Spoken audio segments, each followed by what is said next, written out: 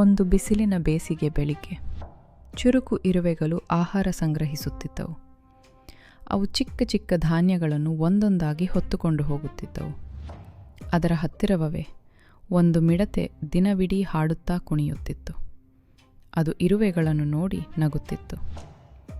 ನೀನು ಕೂಡ ಚಳಿಗಾಲಕ್ಕೆ ಸಿದ್ಧವಾಗಬೇಕು ಎಂದು ಇರುವೆಗಳು ಪ್ರೀತಿಯಿಂದ ಹೇಳಿದವು. ಆದರೆ ಮಿಡತೆ ನಗುತ್ತಾ ಮತ್ತೆ ಆಟವಾಡತೊಡಗಿತು. ಸ್ವಲ್ಪ ದಿನಗಳ ನಂತರ ಚಳಿಗಾಲ ಬಂತು. ಹಿಮ ನೆಲವನ್ನು ಮುಚ್ಚಿತು. ಮಿಡತೆಗೆ ತುಂಬ ಚಳಿ ಮತ್ತು ಹಸಿವು ಆಯಿತು. ಅದಕ್ಕೆ ತಿನ್ನಲು ಆಹಾರವೇ ಇರಲಿಲ್ಲ. ಅದು ಇರುವೆಗಳ ಮನೆಯ ಬಾಗಿಲು ತಟ್ಟಿತು. ದಯವಿಟ್ಟು ನನಗೆ ಸಹಾಯ ಮಾಡಿ ಎಂದು ದುಃಖದಿಂದ ಕೇಳಿತು. ಒಳ್ಳೆಯ ಇರುವೆಗಳು ಅದಕ್ಕೆ ಆಹಾರ ಹಂಚಿಕೊಂಡವು. ಆದರೆ ನಿಧಾನವಾಗಿ ಹೇಳಿದವು, ಇಂದು ದುಡಿಯಿದರೆ ನಾಳೆ ಸುಖವಾಗಿರಬಹುದು. ಮಿಡತೆಗೆ ತನ್ನ ತಪ್ಪು ಅರ್ಥವಾಯಿತು. ಆ ದಿನದಿಂದ ಅದು ಕೂಡ ದುಡಿಯತೊಡಗಿತು. ನೀತಿ: ಇಂದು ದುಡಿಯಿರಿ, ನಾಳೆ ಸುಖವಾಗಿರಿ.